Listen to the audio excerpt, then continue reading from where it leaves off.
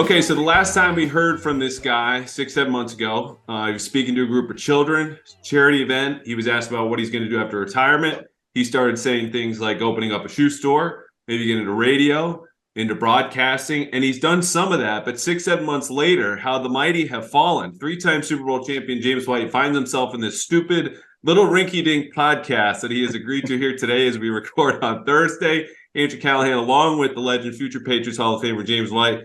Thank you very much for coming on, my man. It's good to see you. Good to see you. I appreciate you having me on. Definitely. So you're a seasoned vet. You are James White, the players now. James White, the broadcaster. Still like your rookie season, but you've been on with the Ringer. You did Sirius XM earlier this week. Best and worst parts of being on the other side of the microphone now for you the last season covering football as a member of the media.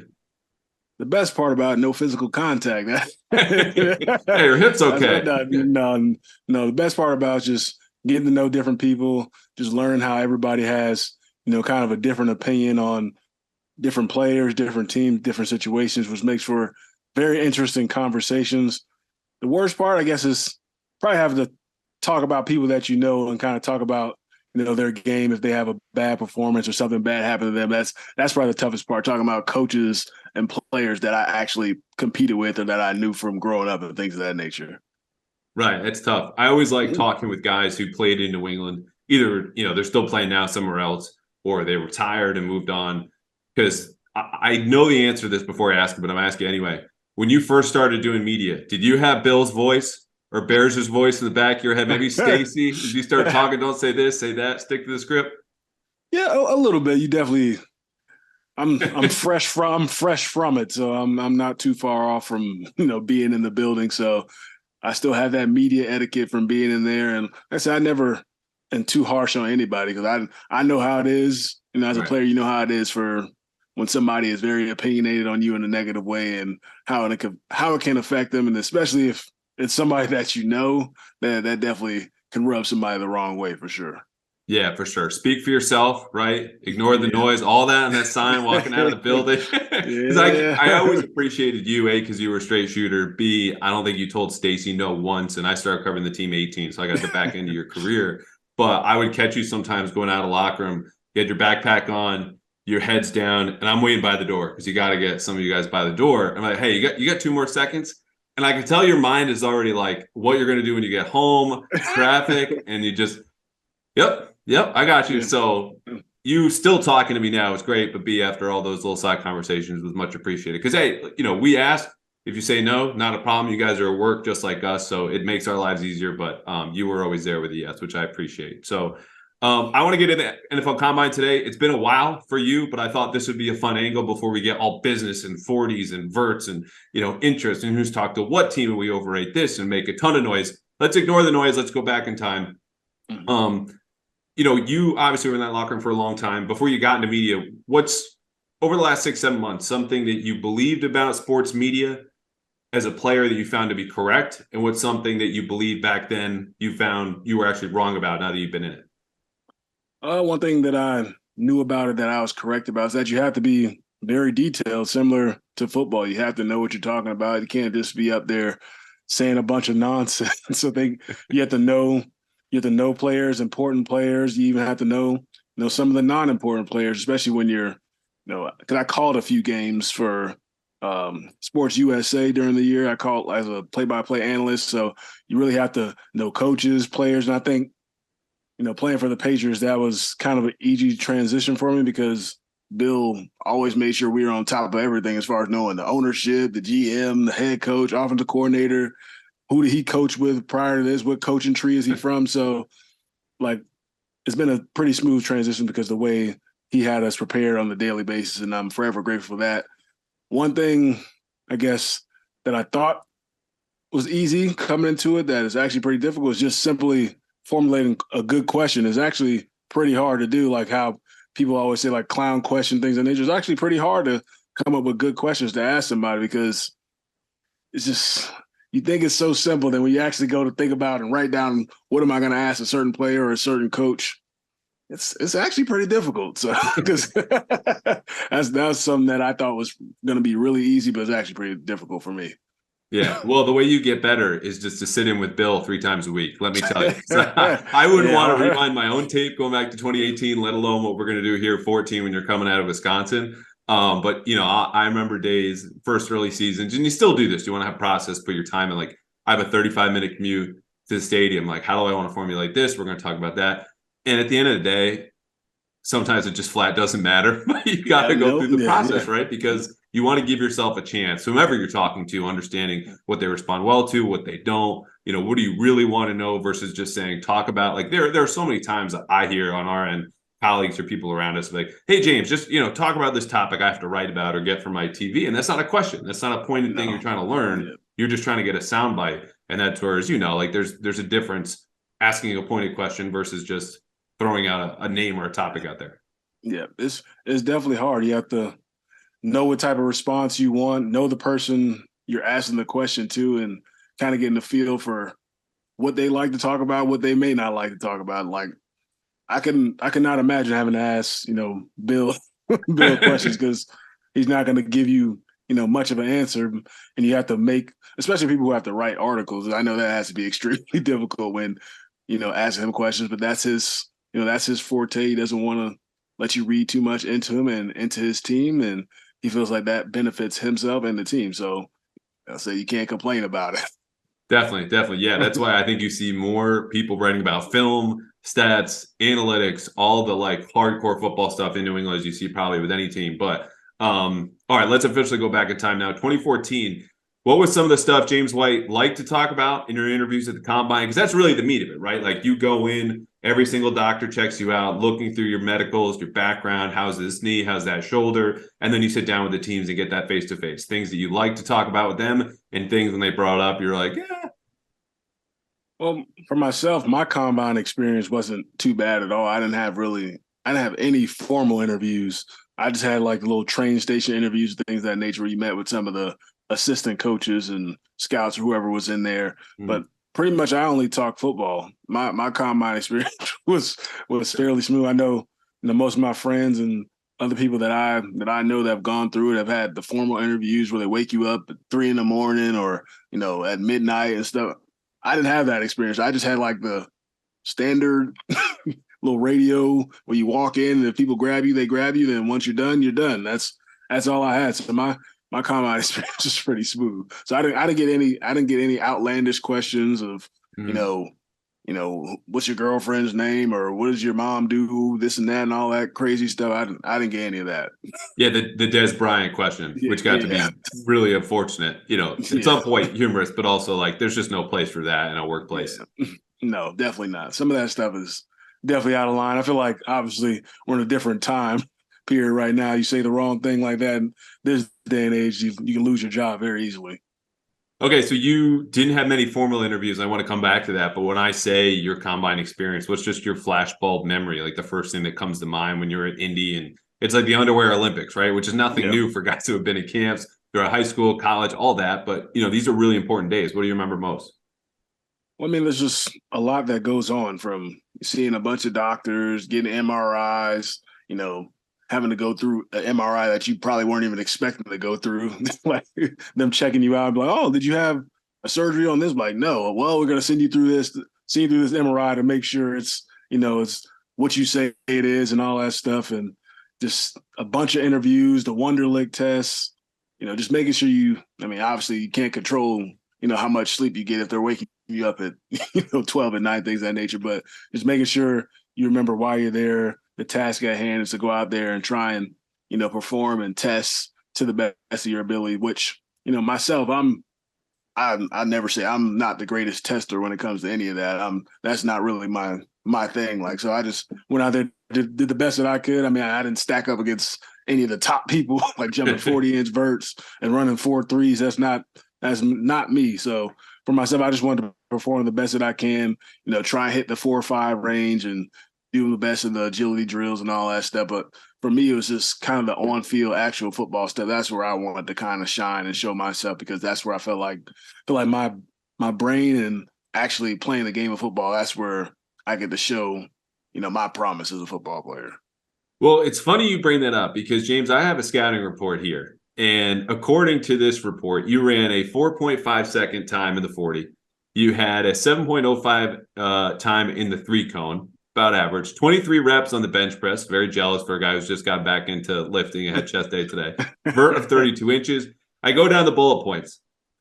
James White, running back, Wisconsin. This had you, again, 3-time Super Bowl champion, future Patriots, Hall of Famer, all the stats, all the moments, the rings.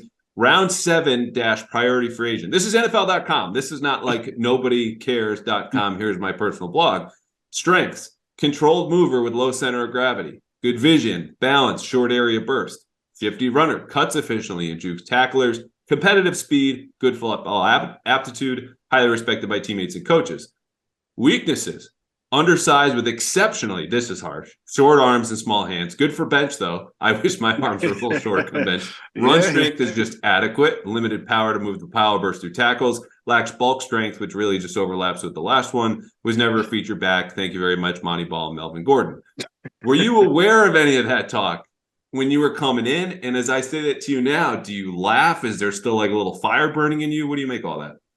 No, I mean, like I said, everybody's going to have their own opinion on every single player. So I never really took any of that stuff too harsh. I actually heard that for the first time yesterday when I was doing my radio show with Bill Leckus. He just randomly, like during the break, he's like, "Oh, we're going to go over your NFL scouting report from when you were coming to the combine." And we went over like that same exact breakdown. I would say like most of the stuff is fairly accurate, but I mean, there's a lot more positives than negatives. So I think that's a good thing. But like I said, every single person's going to have a different opinion on you, and it only takes one team to like you. And like I said, that happened to be the Patriots for me. And I had one formal visit after the combine where I actually came out here to New England and met with the Patriots. That was my only formal visit. And after the visit, I had a pretty good feeling I was going to end up here. I didn't know which round. I mean, I didn't think I was going to go. I didn't think I was going first or second round. I thought maybe fourth or later or so. But I felt like I was just as good as many of those other backs that went in my class. And pretty sure I was maybe the last one tenured for my class, but I may not have been. I don't know if anybody else is still in the league for my class, but I feel like I lasted the longest. Yeah, take that, adequate power, lacks bulk strength. Get out of here. And certainly all of them would take your career. You mentioned the formal interview, and I'm shocked you didn't have them at the combine, because I remember reading about this years ago, and I stumbled upon this area last year going to Indianapolis, and I'll be back there for 5 days again, where there's just kind of a hallway and players shuttle from room to room to room, where each hotel room corresponds to a different NFL team. It's like 20 minutes. They have an air horn. Once that horn goes off, you move on to whatever your next interview is in your schedule. So you didn't do any of those in Indy, correct? I had 0 on my card, not one. Just the pull to the side. Yep. It's just literally, I guess, like a train station type thing, because it's like a train station at that hotel, whatever it is. It's like just a big room and like a certain time during the day where you just kind of go in and, different coaches grab you or things of that nature. But I'm pretty sure that's how it was. Like on your card, like when you check in, there's like, I say you have this team at this time, this and this and that. Like mine was blank. So. Gotcha. So did you meet with do you remember the scout or the coach? Did you see anyone from the Patriots that week in Indy?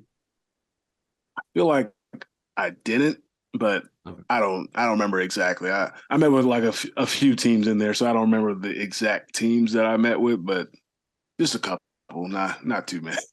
Gotcha. All right. Well, I'd love to go to the formal interview after the fact. Couple more quick on the combine, because for me, and I'm going to dive more into this next week, when I'm there and talking with people, it's become such a for TV event. And I don't know if any of this resonates with you, but again, they're putting 40s in prime time. Like there's not as much value in that, where you see teams like the Rams. I know the Raiders and Josh McDaniels are not going to make the trip. If they do, it might just be Josh this week, where the real football value is in interviews, which now we can do over Zoom. You run the 40, just give me the time. It's all electronic. It's all there. There's no need to be there with the stopwatch at the very end of that. And beyond that, they'll come to you and do the medicals. So the event has been watered down while the media attention has grown. And so I'm wondering, as you kind of look at it now, does any of that, A, ring is inaccurate? If so, please correct me. And B, what do you make of it now? Like what is the most important part for players we haven't discussed, or things that people should watch at home, understanding that, the commentary is great as the 40s are going on, but nothing really changes as much as it seems once the combine is over for different prospects. And for me, it's definitely overhyped. It always has been for me, but that could also also could be partially because I'm not a good tester. I'm sure people who are a good tester probably love it, especially for guys, who may not be on the radar. If they go to the combine, run a 4.2, jump 40-inch vertical, then boom, they jump up to third round pick instead of undrafted, or they jump into the first round, which I never really understood. But hey, they kind of think they found a diamond in the rough. But for me, it's more about finding out what type of football intelligence a person has, meeting with them, trying to see if they understand their college offense, or putting their offense, NFL offense in front of them, see what they can remember and things of that nature, see what translates to them, and then just simply watching their film. I think that's kind of what's most important to me. I don't think, showing up and doing an hour worth of drills like catapult somebody into the first round. Like, anybody can show up for that one day and perform really great, but then once you draft them, they're a completely different player than you ever imagined if you didn't actually get to know them as a football player, as a person, and seeing their actual football knowledge. So for me, it's definitely overblown. It's definitely, a TV thing, which I get. I mean, NFL, everybody is all about getting as much money as possible from the owners to the players. So, I mean, I get it from that aspect. But for me personally, I think it's definitely a hype thing for sure. I can see why teams wouldn't show up to that. It's almost unnecessary. If you like, I mean, even Bill, I think last year, we're going on a year. And for the folks at home who don't know, at night, this is just like, the combine might as well be sponsored by Bud Light. The way that agents, executives, coaches are going to the same bars, steakhouses, restaurants, just to converse, to gossip, talk about media, obviously thrown in there too. But I think Bill went like maybe the last few days last year. And when you look at their last couple of draft classes, hitting on guys who are now extension eligible, and I think the Patriots would be interested in talking to guys like Kyle Duggar, Josh Uche, Mike Onwenu, drafted in 2020.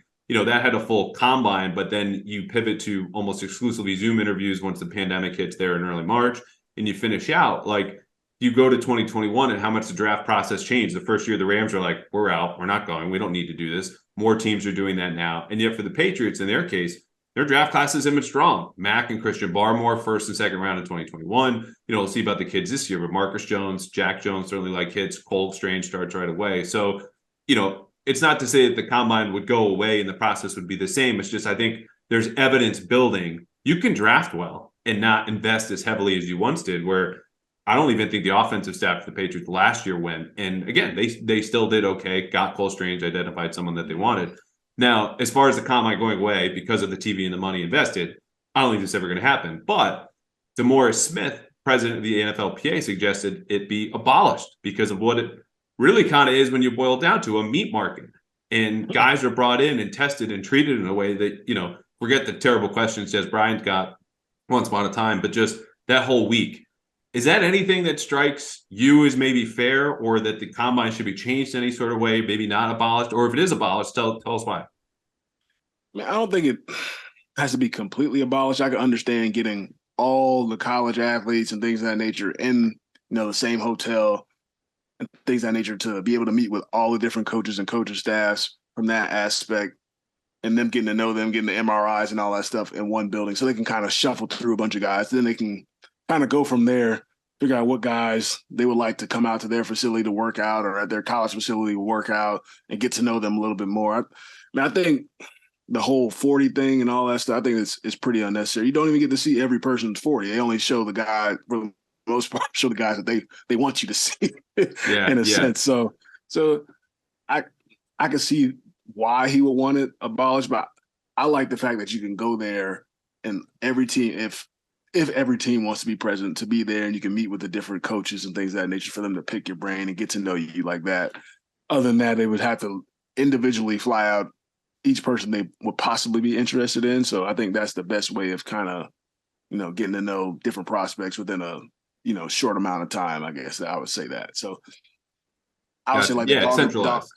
Centralized. So like the kind of dog and pony thing and all that, everybody being on the field and the tights and all that, I think that's unnecessary. If you want to run a 40 to see actually how fast they are, then, go to their pro day. Pro days, that's perfectly fine. I think that's cool. Mm-hmm. If you're interested in players, go out to their college, to their pro day, and they can do the same thing there. If you want to put them through a drill, coach them up, do an individual drill at their pro day. So it's just like I don't understand the necessity of combine. They go do it at pro day, and it's like Yeah, it's interesting too because in talking to guys who more recently went through that process, they would tell me that their preparation for the combine. I don't know what yours was like, but is so draft specific, like specific to those drills, not necessarily football. You're not undergoing football training at Exos or any of these different places.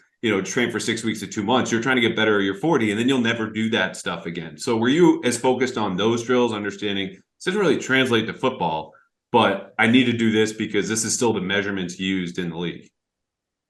Yeah, I mean, for myself, like I told you before, I knew I wasn't a great tester and all that stuff. I knew I wasn't going to jump high and all that stuff, but I definitely still tried to train to see if I could. It's only like 6 weeks. It's not going to drastically change much. You can change. You can knock your 40 time off a little bit by switching up your technique and all that stuff. But you're not just going to magically jump higher in 6 weeks. So I myself, like, I wanted to go out there and perform to the best of my ability. But for me, I felt like the best way for me to showcase myself, for me to talk in the game of football, and for them to watch my film and for them to see me do football drills. So I didn't like just zero in on just the combine. Like, I got to go crazy at the combine. I got to go crazy at the combine. Obviously, if you don't perform well, then it looks terrible because they feel like you didn't put in any work to do it. So I guess it's like a happy median. Like, I definitely put my best foot forward, but I didn't put like I got to go crazy at the combine. That's how I'm going to get drafted. That's not the way I thought of it.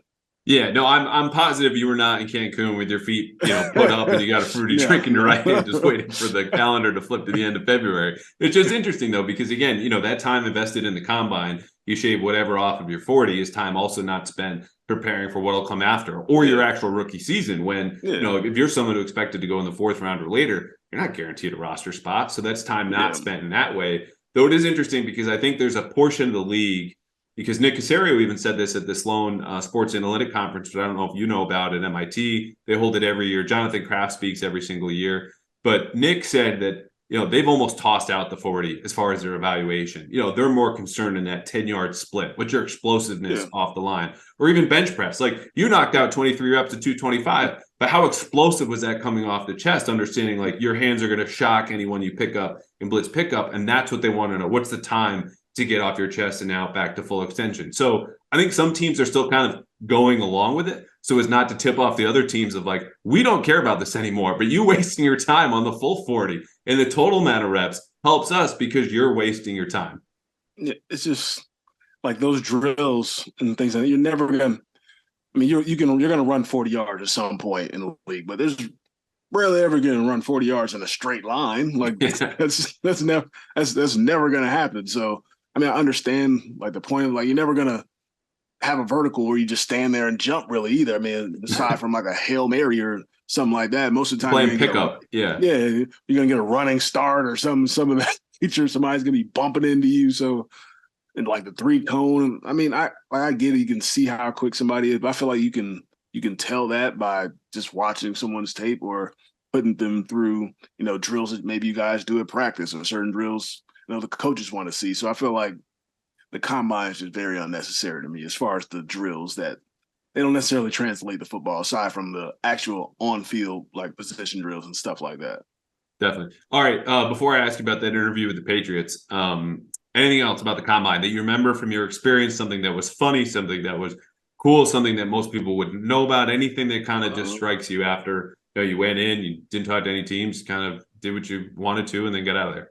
I mean, I was expecting so much more because of, all the hype that you hear, the teams waking you up and all that stuff, and then realizing that I didn't have any interviews. It was like, did you look at your agent and be like, what's going on here? No, I mean, I didn't really care. I just made it simpler for me to just, focus in on what I had to do. I didn't have to worry about waking up in the middle of the night to do an interview. So it's fairly simple.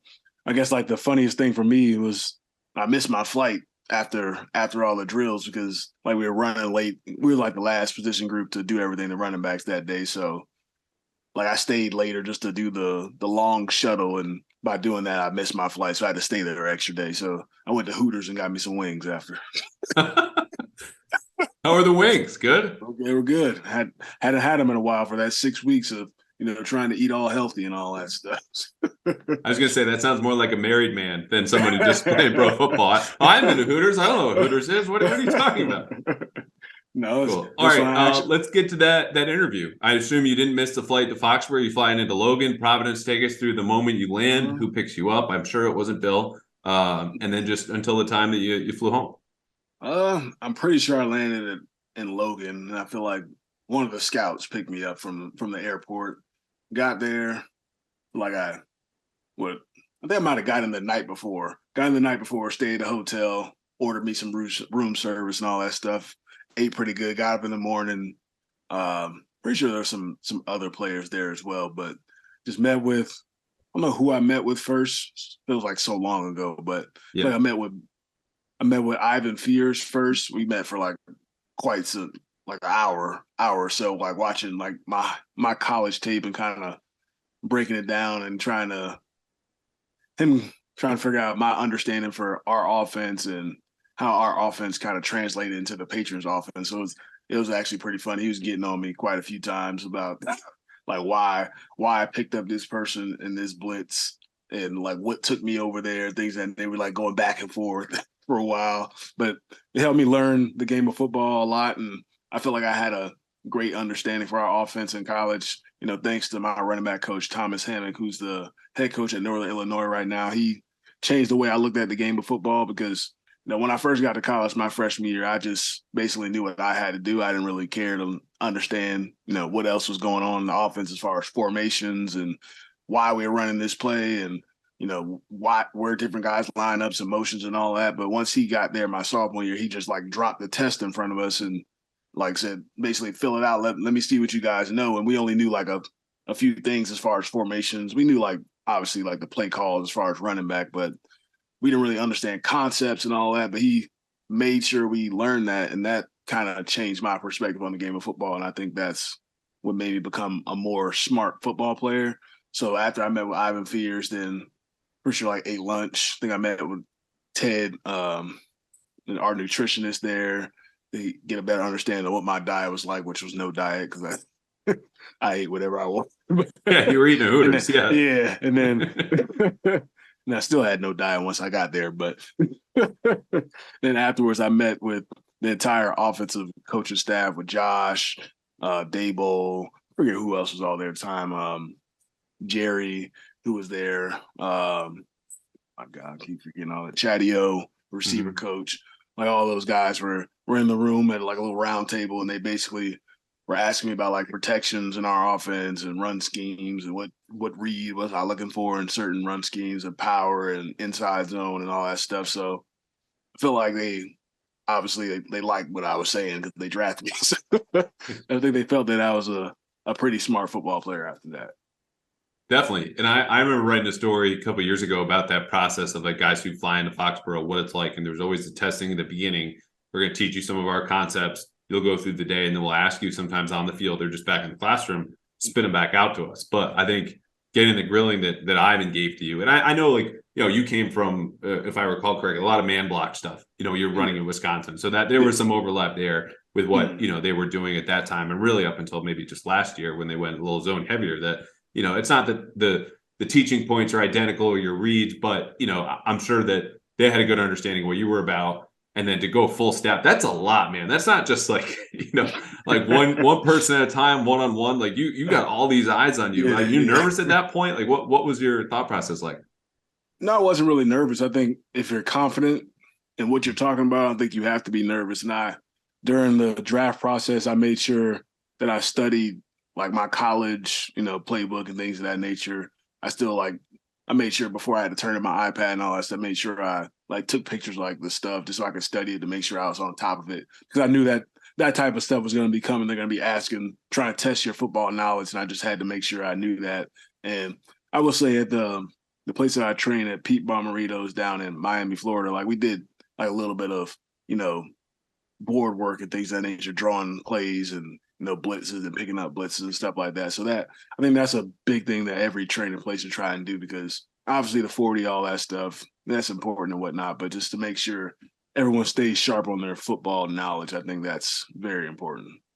Yeah. Did you see Bill or Nick Casario at all during your visit? I feel like I didn't, but I probably did. I don't see how I wouldn't have, but I don't remember. I It's a long don't time. remember. Yeah. I just remember sitting down with Josh and all those guys. I vividly remember that, just sitting in the room with everybody. I wasn't expecting that. I was expecting just to meet with Ivan. But then for me, they didn't do the whole thing of memorizing their plays. I think they just kind of wanted to see what I knew from college and kind of how that kind of translated into their offense. Gotcha. Yeah, and it seems like that carryover certainly helped. I mean, obviously, your extra work from the end of your final season in Wisconsin, to the draft process played a lot in your success, and obviously the Patriots liked you a ton. So maybe you could have just gone in and put your feet up and had a fruity drink in Foxboro, and they might have taken you anyway. Because it sounds like that's what Gronk did, based on the stories I've heard recently, falling asleep. Like, I have no idea how that happened. It's not only just you get drafted by the Patriots, by Bill Belichick, but they spend a second-round pick on the dude who just can't keep his eyes open. But you obviously very different visit, similarly successful career, and we don't need to say any more about that. But it's interesting to know how they do approach different players differently, obviously, as you put through the rigmarole of everything that goes into the pre-draft process. And sometimes it's just like, are you honest? Are you smart? Are you tough? You could fit in here. One of the coaches you didn't mention because he wasn't there was Bill O'Brien. I'd be remiss if I didn't ask you anything you might have heard, any experience, overlap you might have heard with Bill O'Brien, because you competed against those Texans teams, even the playoffs multiple times. So just your impression of him coming to New England and how you see that might change things for them next season. Actually, we practiced against him and played against him quite a few times when he coached the Texans, and I actually played him or went up against him my senior year of college when he was the head coach at Penn State, and they beat us on our senior night with Christian Hackenberg. He shredded us up. So I know he's a brilliant offensive mind. He was there before Josh and had a lot of success. I know he's a hard-nosed football coach. He's a tough coach. He's passionate. He's going to, demand the best out of his players. I mean, it's similar to all the coaches that have came up in the Patriots system. And I think it'll be a great benefit for that offense to kind of get back on track and get that hard-nosed coach and making sure everybody, is bought into the process and willing to learn. I think he'll be a big help for the offense. I think Mac could be in for a big year next year. Amen. Because I thought that was coming last year, and I had a swing and a miss. So I think everything's pointed in the right direction. It seems like a great start for them, whether it's Bill O'Brien, bringing in Adrian Klum, who's obviously been in the system, reading signing guys like Connor McDermott, that things are going. But we'll have the draft, free agency. Anything you're looking for them in particular, free agency, as they kind of get closer there? It'll be interesting what they decide to do offensive line-wise, see what they end up doing, if they're still going to keep both Jonnu and Hunter, see what they do with that situation, because obviously they haven't used them both at the same time much, which is pretty surprising. And it'll be interesting to see what they do on the defensive side of things, especially if Devin decides to retire, what they decide to do on the back end, because that's a big loss if he does happen to retire. Yeah, I mean, Slate's back. Apparently, Slate's recruiting him. Slate's I feel like I've done this every single year, which is only 5 seasons covering the team. Is Slate going to come back? And I know, knowing him, it's nothing like, for attention or anything. He's making the best decision for himself, his family. It just hit me, though, that this guy has been at this since George W. Bush was in the White House. 2008, James. Yeah, long time. Is this guy ever hanging it up? How about that? I don't know. I thought this would have been the year for him, but we do that. I do the same thing that you said. I do it every single year, wondering if this is going to be the last one for him. But I think it's very important to keep guys like him and Dev in that locker room, especially with a lot of younger guys coming to that building. They, keep the culture that's been there for so long, and make sure those guys stay on the straight and narrow, and they're willing to buy into the process, because these young guys are different. It's like I said, the social media era. It's a lot different than 6-7 years ago. Guys come in expecting a lot when they walk into that door, when you got to work for everything that you're going to get when you come in that building.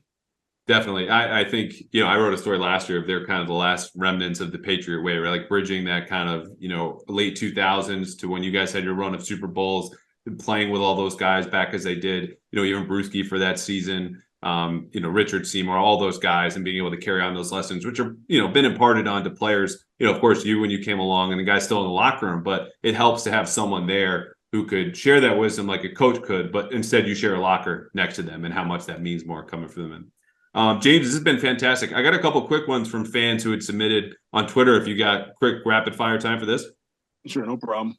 Okay. What did you make of Pierre Strong last year? You think he's got the skill set? This comes from Corey on Twitter to be a third down passing back next season. I think he definitely does. I think he could do third downs. He could do first and second down as well. He's a pretty big guy. Obviously, everybody knows he's fast. I think he came on strong towards the end of the year. Him and Kevin Harris, they're very very talented. Like I said, it takes time to get adjusted to the whole NFL process, not just playing the game, but just formulating your routine, trusting yourself, and getting your confidence. And I think he built that confidence as the year went on. Gotcha. This comes from Gary. James, what was the biggest thing you had to improve on to get/stay on the field? For me, it was definitely being stout in pass protection. I was always confident in it, but just being able to do it every single time. I think that's very, very important as a third down back for sure. Is trusting your eyes and just making sure you're able to hold up on every single blitz pickup, because most of the guys, every single guy that I'm picking up in blitz protection, especially if it's a linebacker, is bigger than me. So I have to be physical and stout and give the quarterback enough time to get rid of the football. Yeah, bulk up that lack of bulk strength, allegedly, which obviously after 2014 happened really quickly. Very good. All right, last one from B. He wants to know, what was the most difficult challenge I suppose this means, on your journey with the Patriots? On my journey, it's probably my rookie season. Coming to training camp, OTAs, I did fairly well and whatnot. Aside from preseason games, I didn't do much of anything in preseason games with the limited reps that I got. And sitting back and watching, that entire season, aside from those 3 games, doing some scrap duty was hard. It's the toughest year of football for myself. But I knew after that season, seeing that team win the Super Bowl, I saw what it took, to be a champion, and saw the hard work that all those guys put in. And I wanted to be a part of that. I wanted to have my own role in the team and be a part of, helping my team win a championship. So for myself, I had to look myself in the mirror after that year and put my best foot forward, and had to show them, what I could do as a player and what I could do to help my team win. They brought on we had 8 running backs that year coming into that off season. I thought I was going to get cut. I had a pretty good preseason and all that stuff. I thought I was going to still get cut at the end of everything, but I just wanted to perform the best I could in every preseason game, practice, all that stuff, just in case if they did cut me, somebody else was willing to pick me up. And like I said, I still thought I was getting cut after that last preseason game, but ended up staying. And I said the rest was history. I still didn't end up playing until the middle of the year once Deion Lewis got hurt. But I said I just wanted to be ready for whenever my time came. Well, this isn't me giving you flowers because you're on my podcast, but you heard Bill say how many times, if you want to do the right thing, just watch James White. And that's exactly what you did, James White, year after year after year, starting in 2015. People forget how good that 2015 team was, too, especially in offense. So you guys were freaking loaded. So you could have a hit to Deion Lewis in a career renaissance, go to you, still keep humming. You were undefeated till what, that Denver game, right? Yeah, it was. Yeah, we were. Yeah, I forgot about that game in the snow. Sorry to remind you. Yeah. No, but we were really good that year. Just had a bunch of injuries, a bunch of guys in and out of the lineup. I'm pretty sure Jules was he down? I think he got hurt during that year. He came back for the playoff game, but he still wasn't healthy. So that was kind of and we had the offensive line was banged up a bunch that year. I feel like we had 30 different combinations of offensive line or whatever it was. But let's see, we held our own, still made it to the AFC Championship, just couldn't win it. Gotcha. All right, last one. This comes from @_Andrew Callahan on Twitter. But I'm going to ask you to break one of those rules that I just remembered was on the wall when you walk out in terms of media. The year after that, obviously, you guys win the Super Bowl. You have the game-winning play in overtime against the Falcons. A couple of months later, you get a contract extension. I'm wondering what, if anything, you can kind of share with us about that process, knowing guys that I just mentioned, Kyle Duggar, Josh Uche, Mike Nwanu, guys that they want to keep around are good young players. They might get approached soon about getting a contract extension as you did after your third year. What was that like? Would you like to see the same thing? Take us through that process. Yeah, for sure. I think those guys are right in line, especially a guy like Kyle Duggar, who's gotten better and better every single year, making some big plays last year, tackles, covering man-to-man coverage, forcing fumbles. He's a versatile player. For myself, it was a pretty simple process. For those guys, they just have to know their worth, know what they want, and hopefully the Patriots are on the same page or somewhere around that. And that's kind of how it was for me. We were on the same page. I felt like I was, worth what they gave me, or maybe slightly a little bit more, but I wasn't. I wanted to be a part of, the team that I was on and continue to win football games and help try and bring more championships to that organization. So that was my process. Well, and that's what you did. One more in 2018. I arrived, and then everything's been downhill since then. So apologies about that, but thanks to you for coming on. This has been fantastic. James, tell the people where they can kind of find you. I know you're, Sirius XM bouncing. You're moving. For the people on YouTube have been staring at those Home Depot boxes going, what is happening? James, tell us what you're up to. Right now, just doing, the opening drive on Wednesdays from 7 to 10 a.m. on Sirius XM radio. Called a few games last year, play-by-play analyst on Sports USA, and I was on The Ringer, on Off the Pike with Brian Barrett at the Patriots games last year. So looking forward to see what opportunities come up, this offseason, and hopefully bigger things are coming in the future. Awesome. Well, we would love to have you back on this stupid rinky-dink podcast anytime their rookie season. The media has gone much better than your rookie season in football. And if you keep on this trajectory, who knows? You might beat Devin to that spot in NFL today. This guy thinks he's ready for the big time. You see him all over CBS. He's good at it, but you got a year up on him. No, I mean, he's got that foot in the door already. He's good. He's got that brother in the door. That's what he's got. No, thanks, James. Thank you. The Pats Interference Podcast is powered by Athletic Greens. Build a foundation for better health with AG1.